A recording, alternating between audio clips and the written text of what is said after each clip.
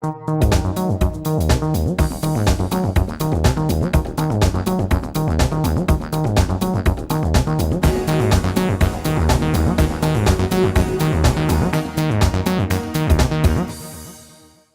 you, Kevin, and it's great to be back, and thank you for all the work that you do.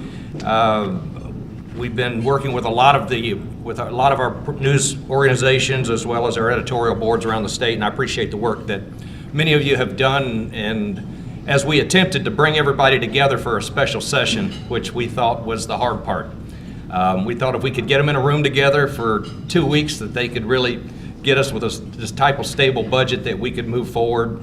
And instead of going on a 100-yard dash, as I said, we were moving toward by getting them in there to work things out, we're now back in the marathon period. So as you know, we're going to go through this till June, and you'll hear a lot from us testifying, but we thought it was important to let you know what's great about our university, but what's really happening, what's been going on. And everybody knows our story because you've written about our budget cuts over the many years, the state's financial situation with the $700 million hole that we have. We're really here today to talk to you about some things you may not know about us.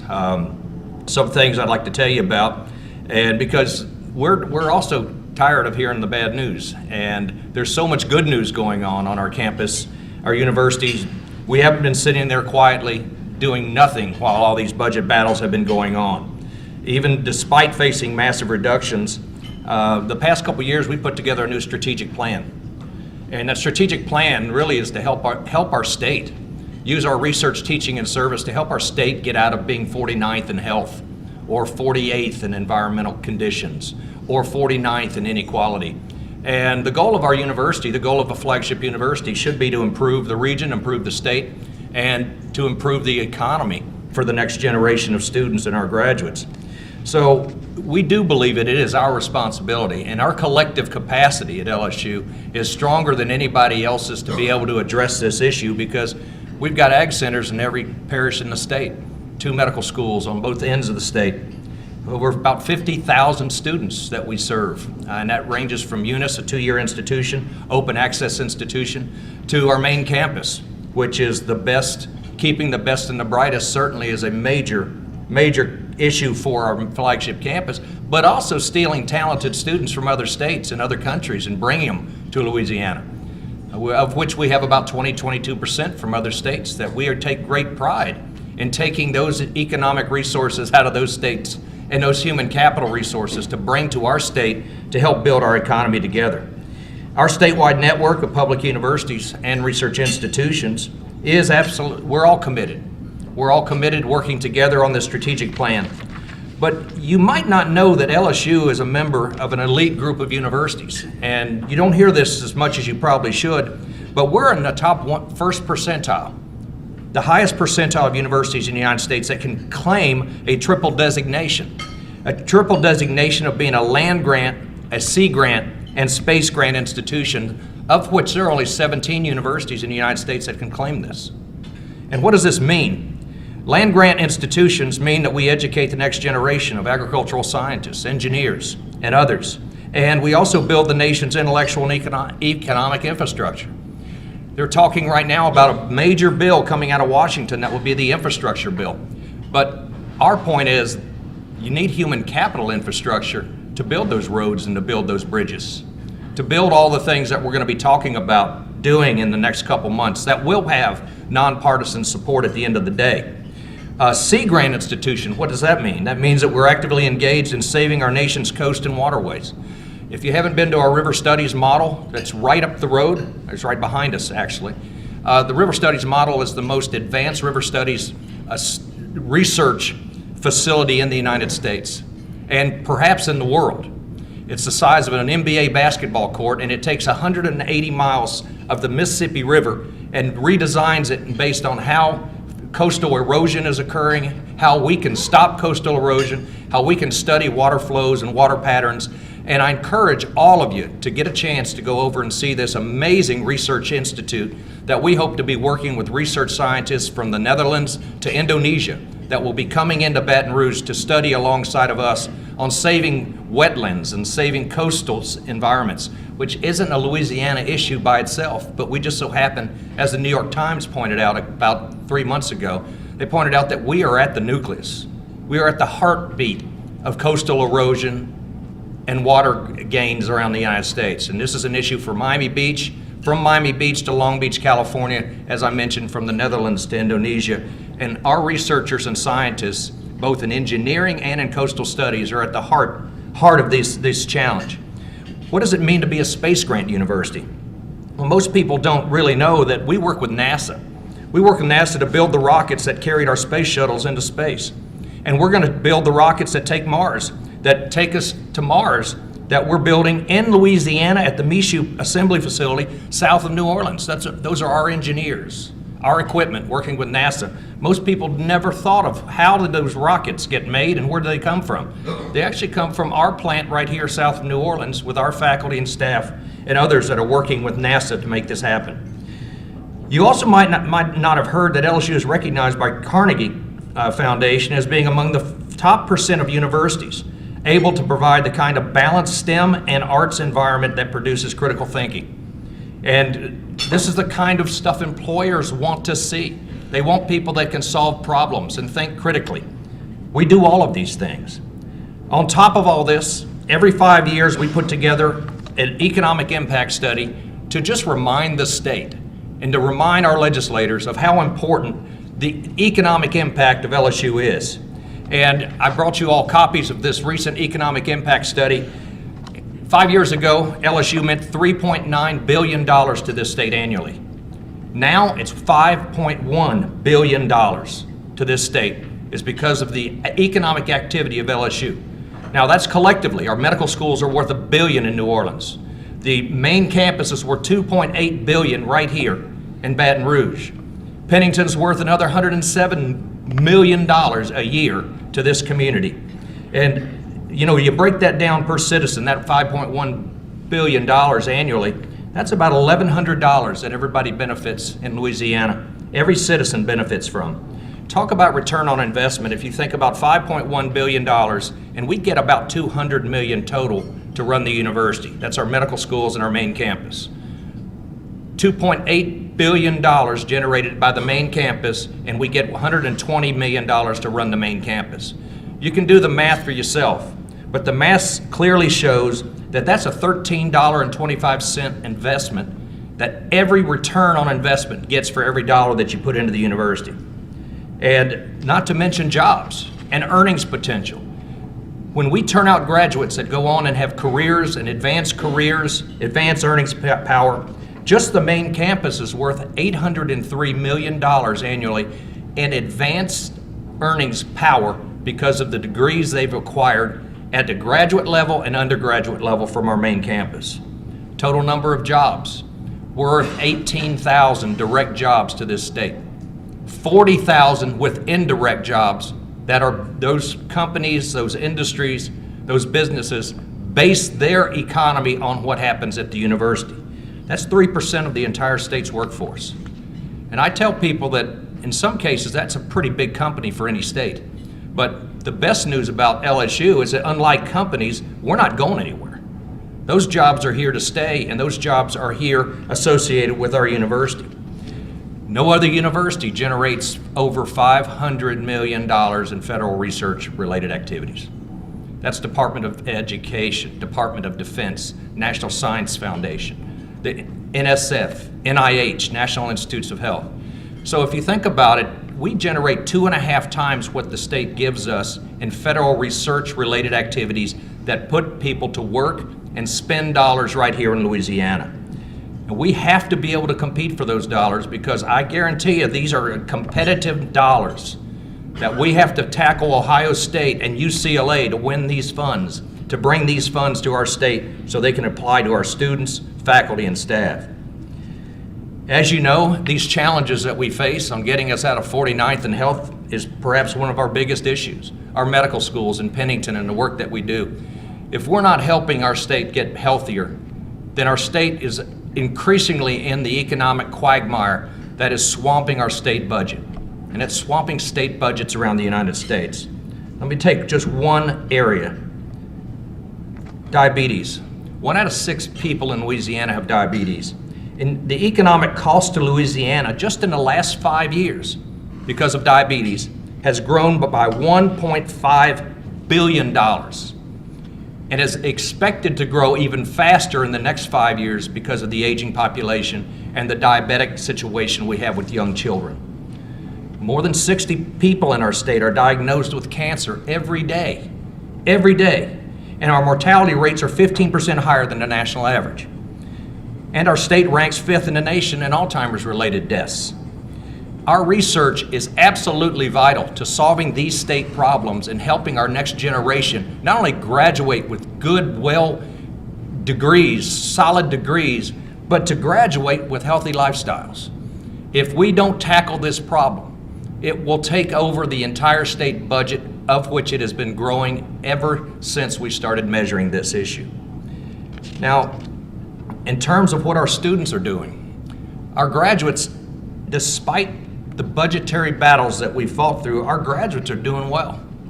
Our graduates, certainly, they earn more, they have highest starting salaries and mid-career earnings in Louisiana, but more importantly, our starting salaries rank 21st in the nation among 50 flagship universities, tied with Chapel Hill and Ohio State. And our mid-career earnings, age 40 to 45, we're actually ranked 18th of 50 flagship universities in the United States, above Chapel Hill and above Ohio State. That's something to be proud of. And we get this argument all the time with many of our state legislators saying, why do some of the graduates leave Louisiana? Well, we need to figure that problem out. Most of these students stay in Louisiana. 70+% of our graduates stay in Louisiana. Those that came to us from other places, some go back, some stay. But more importantly, we're doing our job. Our faculty and staff are doing our job because there are other people who want to hire them. And we want to work with the state to make sure that, like we did with DXC, the company in New Orleans that's going to bring 3,000 high-tech paying jobs. The reason they came to Louisiana over 300 other communities that they were looking at was because of the relationship they're forming with higher education, but more importantly, the relationship they're going to have with LSU. And we're not just simply producing the graduates for DXC in computer science and engineering, we're putting their art research and development operation in our College of Engineering facility. So they work with our scientists, they work with our researchers, they work with our students to solve their problems, and right down to the development of a computer science online program specifically designed for DXC, which their hub will be in New Orleans, but their R&D facility is going to be here at LSU. So you couple the earnings power, the competitiveness of our earnings with our graduates, with the fact that as the national debate goes on about student indebtedness, only 1 out of 3 LSU graduates graduates with any undergraduate debt.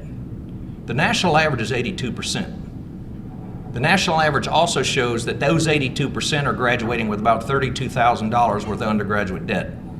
Our students are graduating, that 1 out of 3 are graduating with about $18,000, about half of the national average. So you put those two together, you put the earnings power together, the outcomes of earnings power, the outcomes of not sending them off into massive debt, which many of this country's students are dealing with as I speak. The rate of return has never been stronger. And you can bet this is what parents want to know when I talk to parents. They don't want to know, they've seen all the glossy brochures. Parents want value. They want to know what their investment is going to bring and what their students are going to graduate with. And our degrees have never been stronger. And the employment of our graduates has never been greater. And the debt has never been comparatively less than the rest of the country. So as we go forward, our strategic plan is about not necessarily helping LSU become somebody else, but we need to measure our success, our university's success on our ability on getting this state out of being 49th in health, or 48th in economic growth, or 47th in inequality. And the great value that I think the most important value that we have was shown in the recent Chetty study that was out of Berkeley and Princeton. The Chetty study shows it analyzed institutions based on their social mobility. Does Tocqueville still live? Does Tocqueville's point about social mobility, is it still true in the United States? This is increasingly questioned in study after study. But what you can find in the Chetty study is that LSU ranks third in the SEC Southeastern Conference in getting students from a lower quintile to the next quintile in earnings power, which means the intergenerational effect of what's happening at LSU and our graduates is still very strong. Not every institution in the country can say that they are still in the social mobility, that is a mission of social mobility. There are many institutions that take the top 20th percentile and turn out the top 20th percentile. I would argue, what have they really done?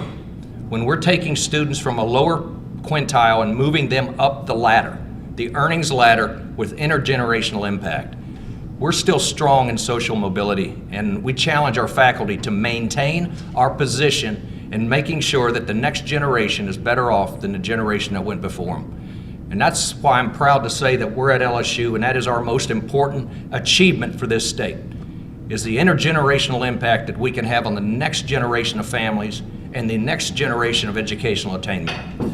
So having said that, I can tell you that LSU, we're in the process of a quiet capital campaign phase, our largest capital campaign in our history. We're moving forward. Our applicant pool has never been stronger. We're up 38% on applications, more than any other Southeastern Conference school. We're up 99% in kids that want to come here from California and 140% from kids who want to come here from New York and New Jersey. We're up 5 to 10% from kids in Louisiana who want to stay. So our pitch to the state legislature is just give us a state budget, a stable budget. We're not asking for anything. We just want stability so we can take advantage of the reputation of our institution and take advantage of the momentum that we have as a university. And I'll finish with this concluding remark. This past year, we had a stable budget for the first time. We weren't cut for the first year. And the new cohort of faculty we were able to bring in, normally we bring in about 70 to 75 to help basically offset who retired. Not entirely, because of the budget reductions we had to deal with. This past year, we brought in 133 new faculty. This is the most experienced, the best educated cohort that I've seen at LSU. Now those faculty, that tells you something about the LSU brand. Those faculty came to us from Michigan, 4 from Wisconsin, 2 from Berkeley, 1 from Harvard, 2 from Yale, 1 from Princeton, 1 from Brown, 1 from the University of Washington in Seattle, 2 from UCLA, 1 from Oxford, 1 from the Sorbonne, the University of Paris, 1 from Punjab Agricultural University, the largest agricultural university in India. That tells you something about LSU's name and reputation when we can bring in a cohort of faculty that we were in intense competition with every other university in the United States to hire. But this cohort is brand new. They're bringing new ideas, new energy, and they're bringing it to the campus so our students can learn, grow from them, and participate in the teaching and research and service that we do. So I'm very pleased with the faculty that we have brought to the campus, the fact that we've turned around this outflow of faculty that we were losing. We've now turned this whole thing around. And we're moving forward as a university with a new strategic plan to address the state's issues, but also to help the state grow economically, to build the next economy for this state with our next generation of students that we have on the campus as I speak right now. So thank you all for coming out today, and I look forward to any of your questions, and we'll distribute this economic impact study to all of you before you leave. Thank you.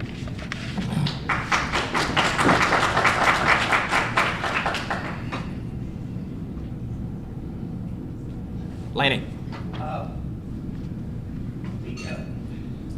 When you talk about what you're asking for is budget stability, how does that impact the discussions going on with capital?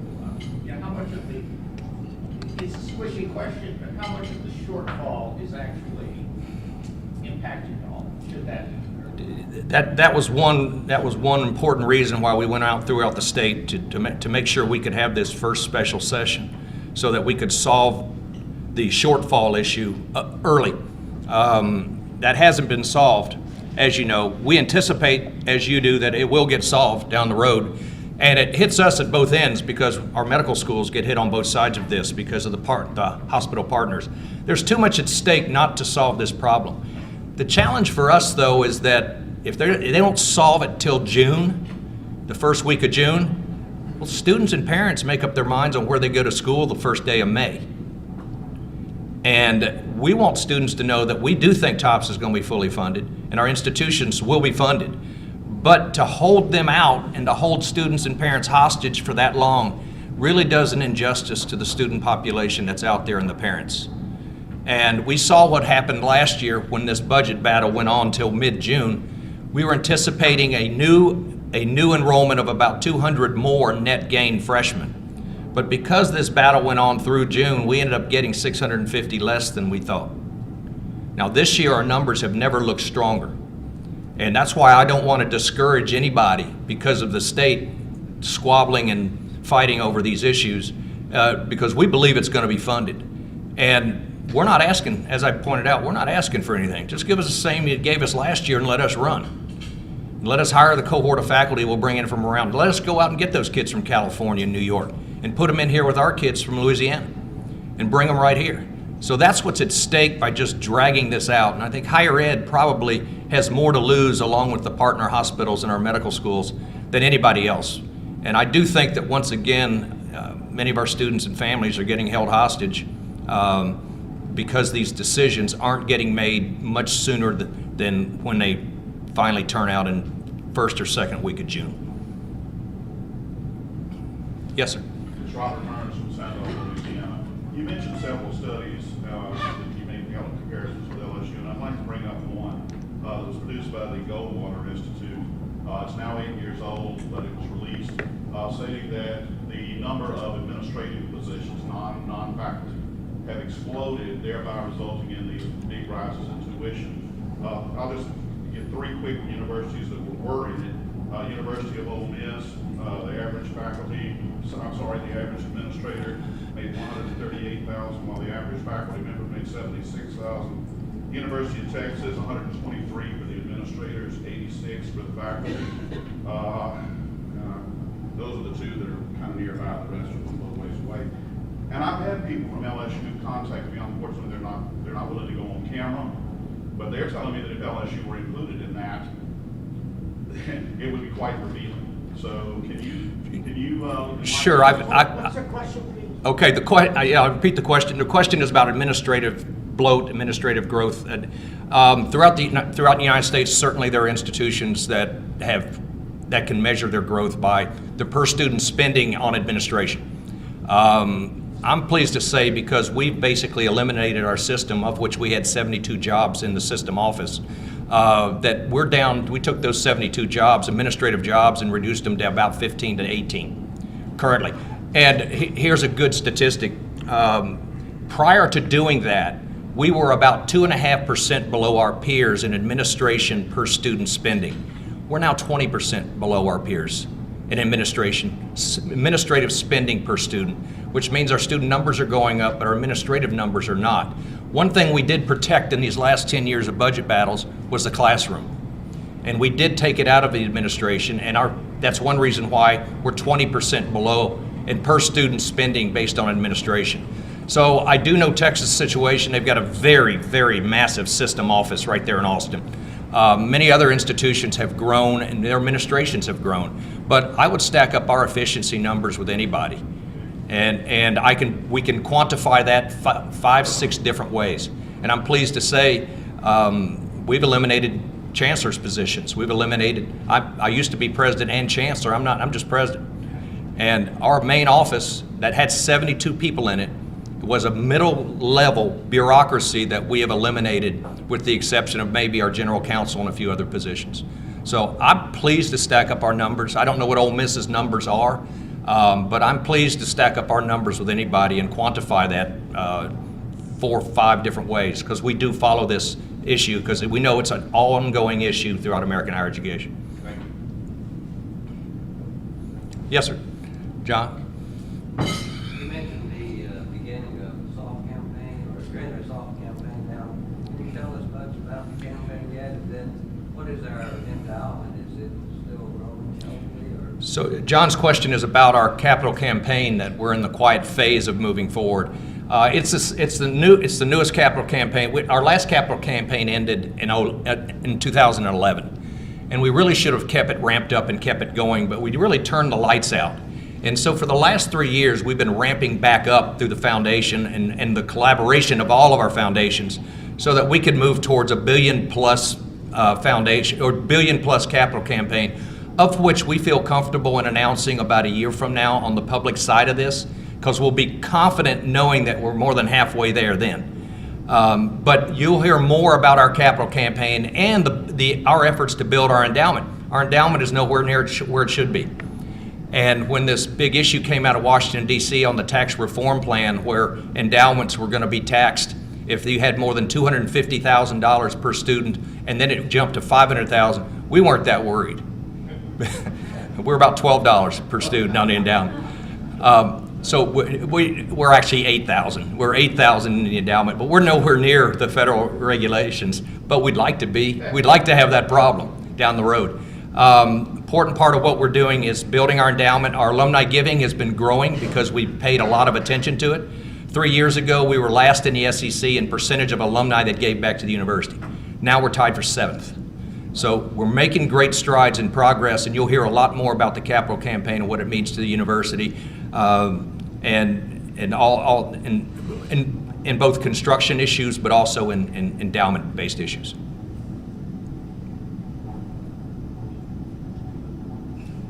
Okay. Yep, Kevin. This is kind of bouncing off topic here. The state capitol, they're working on legislation dealing with increased penalties for hazing. Just if you have any thoughts on that, and also they've added liabilities in for universities. It's not a lot, but do you have any thoughts on that? Yeah, we've got a zero tolerance policy on hazing, and we've become very aggressive on this issue and adopted almost 30 new task force recommendations that we've adopted and put into place that we're working on implementing as I speak. So in many ways, the State House is basically supporting a lot of what we're doing. Many of our peer institutions are also seeing our model in the task force work. We met with the SEC presidents in Nashville, and this was an issue among all SEC schools. It's an issue in Ohio State, it's an issue at Michigan, it's an issue at Clemson, at Florida State. I think we're moving towards a period where we're going to have adopted best practices that look very similar on each campus. And hazing we're just going to have to eradicate hazing. What they're doing in the State House is good because hazing really did not have a definition. There was hazing that meant physical harm or mental harm, and then there's hazing that means you had to wear a tie to class.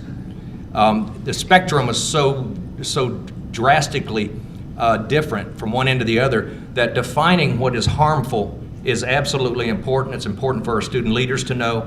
Defining about the consequences, what's going to happen if you cross that line and you break the law and you do things that are against university policy, state law, and federal law, there will be consequences. And we've challenged our Greek leaders. We've told them, we said, it's up to you guys to change the national rhetoric that is out there about Greek life. And you can make it positive, or this stuff that has continued to happen that we've seen around the United States may mean the death of the Greek system 10 years from now. If you don't change the rhetoric and get the good to be what everybody's writing about and hearing about. Because right now, the national rhetoric regarding Greek life is not good. It's not good. And we've challenged our Greek leaders to change that rhetoric, to get a new dimension, a new dialogue going, and let's highlight all the good things that come out of the Greek system, from the graduation rates being higher, retention rates being higher, volunteerism that goes on. We've got to help them make a change in how Greeks are seen throughout the United States. And it's a tough challenge because it's really up to them in the next 10 years to change this dynamic around. But we're supportive of what they're talking about with regard to the hazing bill, the governor's hazing bill as well. Yes, John. Sorry to ask another question, but one thing you touched on in the applications, 38% increase over, I guess, last year. We've had, I guess, 3 or 4 sessions that still haven't given any stability to the revenue picture. And how do you explain that away? I know I assume it's because of all the other positive things that LSU has done, but there still would be uncertainty But having that big fly up in application. Yeah, the question is about how have we been able to get this kind of applicant pool in the aftermath of seeing the budget reductions that others have seen. Well, it's been real interesting for me to see how 1 year of stability and how parent stability with their tops, which is not what's happening right now, but having 1 year of that shows how our university can move forward and be more aggressive. And we have revamped our whole admissions and enrollment area. We've actually become very competitive in terms of scholarships that we're offering to students depending on ACT level. And those are out-of-state students as well as in-state students. We were losing a lot of these fights for a lot of our best and brightest because it has become increasingly competitive. The out-of-state student is the hottest commodity in the United States in higher education. And they're coming after ours and we're coming after theirs. And to do that, you've got to have scholarship dollars that are on the table that you can offer them. So the our Board of Supervisors, we've probably adopted 15 to 20 new scholarships that apply to students, whether they're in California to New York to northern Louisiana. And we're back in the game. I mean, we're competitive, and we're up, I believe, 33% in Alabama. So we're coming after them now. We're on offense, not defense anymore. And they were using that against us to get our kids, by the way, in those bad budget years. When TOPS is scrutinized and TOPS is a worry, they come after our kids with scholarships on the table saying, you don't even know if you're going to get your TOPS. So that's been used against us in the past, but now we're on offense. And we want the state to give us a stable budget, fund TOPS, just fund the universities and let us run. That's all we're asking. Follow up to that about foreign students. Of course, many graduate students come to this country. Has there been a dip in light of all the uncertainty about that? And do you track that pretty closely? I follow this. What's the question? The question is about international students and what are the trends with everything going on with international students. We're down about 30% from where we used to be many years ago in international students, and we've had a new move to try to get more international students. The environment isn't helping us. I can say that. The national average is about 20% down on international students. And that's because of what they're reading about in India, reading about in China, about, America First has its consequences. And the limitations that we put on many of our international students on getting in, staying in, will have a detrimental impact down the road on our universities, but also on our country. Silicon Valley was built with a third of international students that came over, went to school, and stayed. And now Canada and Australia are getting many of the same students we'd be going after right now because they've adopted different policies to bring their talented students to their shores and to their schools. And I hope we're careful when we use rhetoric against international students that we want international students. We want to be a globally diverse university. Our students deserve it. We need international students probably more than the international students need our students, just to globalize what we do as a university. And I'll point out that a statistic that sticks with me is 5 years ago we took our marching band to Dublin, Ireland on St. Patrick's Day. We raised $750,000 to take all 325 of our band members to Dublin. And do you know that 295 of the 325 never had a passport? 200, over half. 200 of the 325 had never been on an airplane. So we've got a lot of work to do in helping our students understand, and part of that is the growth that they have with international students talking about the world around them. They're going to be living in a global environment, and we want our students to graduate with a passport in one hand and a diploma in the other. What about Muslim majority students? The majority of students? Muslim majority? We don't know what our number is, but we have students from the banned countries as well. We have 120 Iranian engineering students that are worried about whether or not they go home and get back in or not. What about Saudis? Saudis, we have Saudi Arabian students, but they're not one of the banned groups, but we've had more in the past. I am worried about the competition from around the world to attract these students to Canada, Australia, and those that are taking advantage of our limitations that we put on ourselves. So we'd like to be more global. We want our campus, we do global work. Our faculty come to us from around the world, and we want our students to as well. What about Indonesia? Don't know our numbers on Indonesia. I'm sure we have some Indonesian students. We've got a lot of Nepalese students that we had to help because of the earthquake a couple years ago. Yes, ma'am.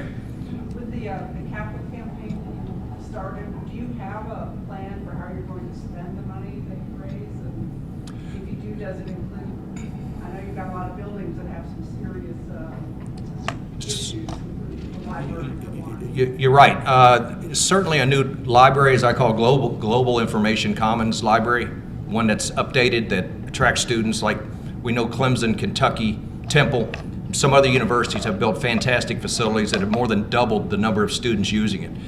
Middleton is in bad shape. And part of this capital campaign is how we go about building a new facility that meets the needs of our students of today. And we're not going to pour a bunch of money into Middleton. And the capital campaign does have some facility improvements in it, but deferred maintenance is a hard issue that we're trying to work with the legislature and develop other means of solving these problems. The more we sit around and wait for the legislature to help with deferred maintenance, the more it grows.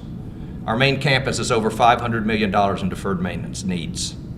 And we really spend about 7 or 8 a year in what we cobble together, but we lose ground because we gain about 30 million to 35 million a year in more deferred maintenance.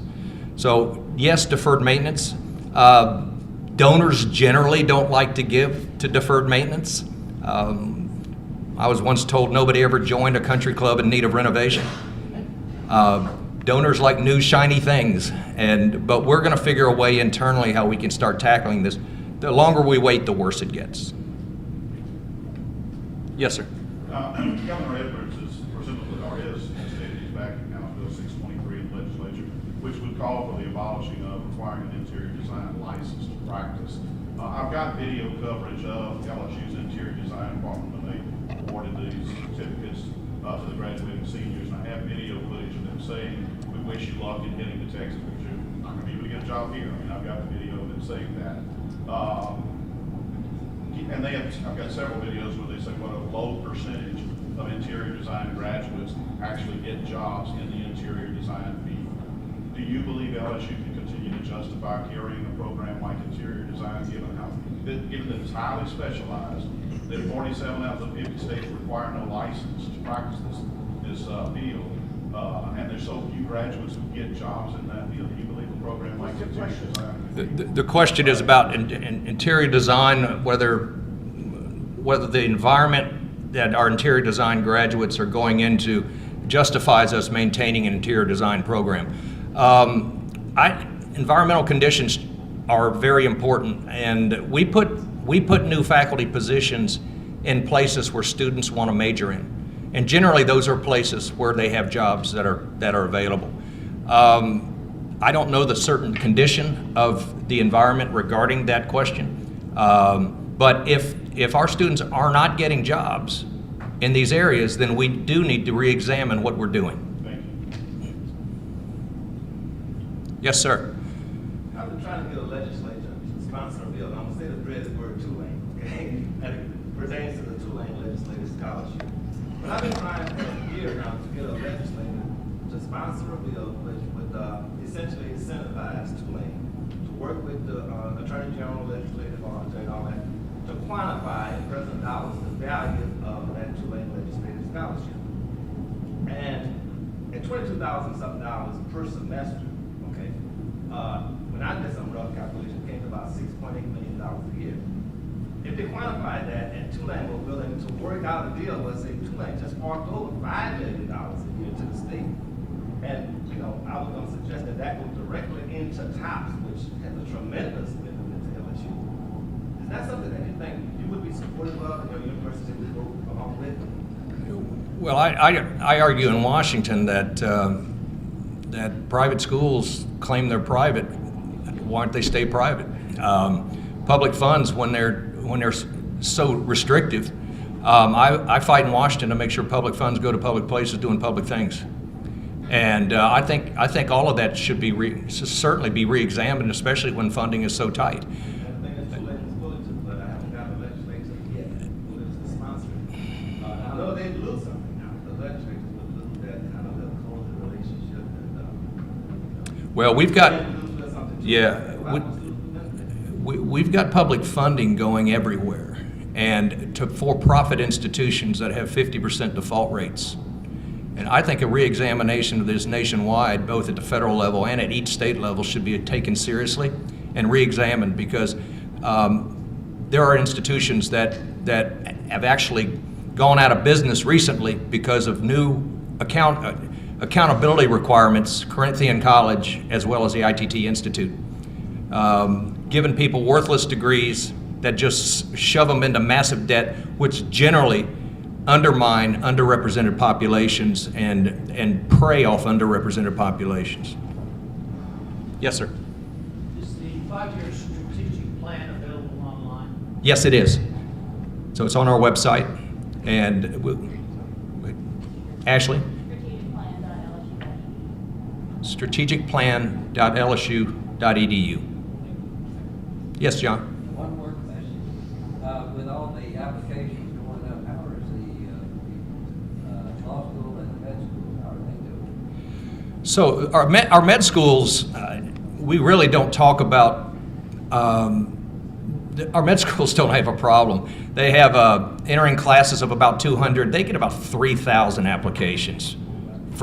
At Shreveport, 120 slots. At New Orleans, a little more than 200. Our med schools, the demand has never been greater at med school. Now, law schools are in quite a competitive environment.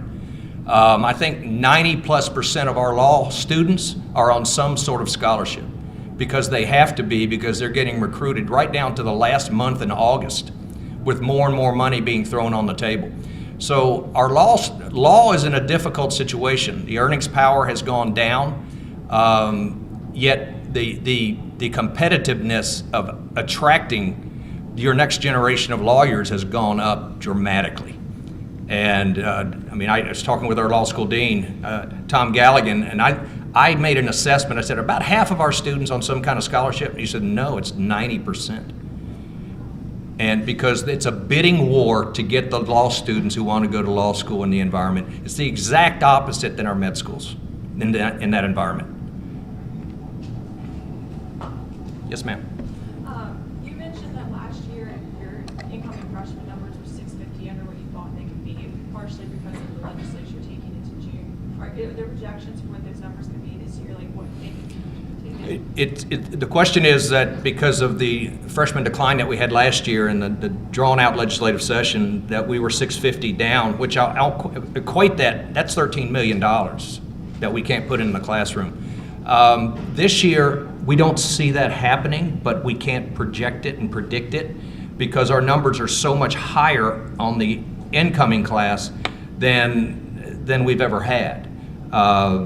This will be the first year we require all freshmen to live on campus too, because the Nicholson project gives us 1,600 new apartments for students and freshmen to live on campus. So all of these factor into the numbers that we have. We hope that this legislative session doesn't hurt the student population that's thinking about coming to LSU. We do believe our out-of-state enrollments are going to be as robust as we've ever had. Our underrepresented population, we're 80% up on African American applicants in admits, 63% up in Hispanic admits coming to our campus.